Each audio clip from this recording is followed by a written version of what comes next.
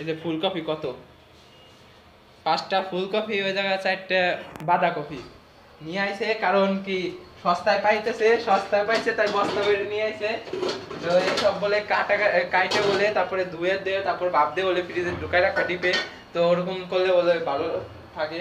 তার জন্য আপনাদের দেখাবো যেদিন এসব করবা কবে এটা কালকে সব করবে।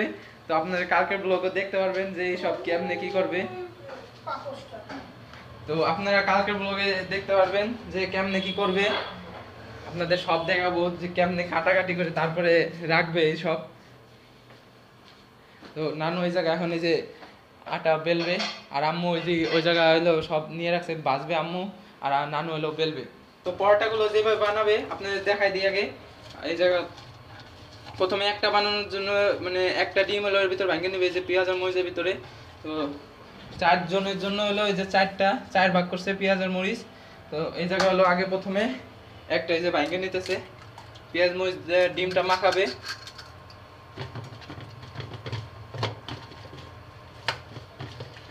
এটা মাখানো হওয়ার পরে এই যে জায়গা পরোটা হইতেছে, এই পরোটার উপরে এই ডিমটা দিয়ে দিবে, ডিমটা দিয়ে তারপরে তার উপরে ভেজে ফেলাবে তেল দিয়ে। এই করবে এই জায়গায় যে নানু পরোটা বেলে দিছে, কয়েকটা বেলে দিছে। এই যে জায়গা আম্মু ওই জায়গা ভাজা শুরু করছে, দেখেন যে প্রথমে হলো এমনি ভাজে নিতেছে রুটির মতো করে, তারপরে হলো তেল দিয়ে ভাজবে। তেল দিয়ে ভাজার পরে হলো ওই যে ডিম এই জায়গায় যে গুলাই রাখছিল এই ডিমটা হলো পরে ভাজবে তেল দিয়ে, তারপরে পরোটা ভাজা হয়ে গেলে এই যে ডিমের উপরে ডিম দিয়ে পরোটা দিয়ে একসাথে করে নেবে। এই যে তো আপনাদের সম্পূর্ণটা দেখাইতেছি কেমনে ভাজতেছে। পরোটা রুটির মতো ভাজা হয়ে গেছে পরোটাটা, আর এই যে জায়গায় ডিম ভেজে নিতেছে। তো এই যে ডিমের উপর পরোটা দিয়ে দিছে, পরোটার সাথে ভালো মতন লেগে গেছে ডিম। এখন এই যে তেল দিয়ে ভাজে নিতেছে।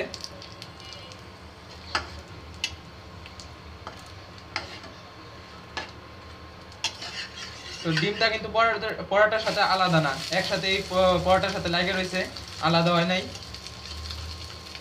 তো এইভাবে করে এই যে বাকি সবগুলো ভাজে নিবে। ভাইয়া গেছিল হলো পড়াইতে, আরে দেখেন পরোটা বানাইতেছে, বাইরে ফোন দিয়ে বললাম আরে যে পরোটা খাওয়ার লগে চলে আইছে। এটা করে না ভাইয়া কেমন হয়েছে একটু খায়া না। তো ভাইয়া হলো তাড়াহুড়ো করে আইছে, কারণ হলো আর বাইরে হবে, তো পরোটা খাওয়ার জন্য তাড়াহুড়ো করে আইছে, তার জন্য ভালো মতন কইতে পারবো না। আমি আপনাদের খায়া তা অবশ্যই জানাবো। আমাদের এই যে বানানো হয়ে গেছে, আম্মু এই যে বানাই দিল, দেখেন এই যে উপরে যে ডিম কিন্তু একবার এই যে পরোটার সাথে লাগে গেছে, আর এই যে পরোটা মচমচা ভাজা।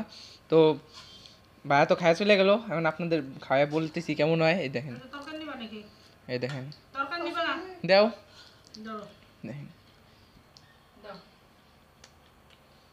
এক পাশে দাও।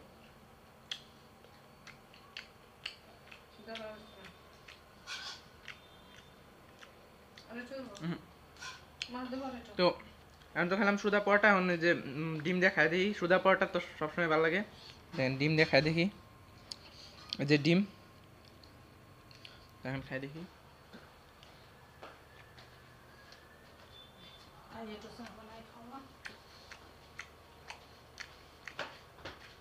তো পরোটাটা অনেক মসমস, আর ডিমও ও সব মিলাই ভালো হয়েছে। তো তোমাদের কেমন লাগছে বলো আম্মু? মজা হয়েছে। তো আপনারা ওইভাবে বাসায় বানায় খাবেন, বলবেন কেমন হয়েছে কমেন্টে। তো ভিডিওটা পর্যন্তই, যদি ভালো লাগে অবশ্যই লাইক করবেন, কমেন্ট করবেন এবং চ্যানেলটা সাবস্ক্রাইব করবেন।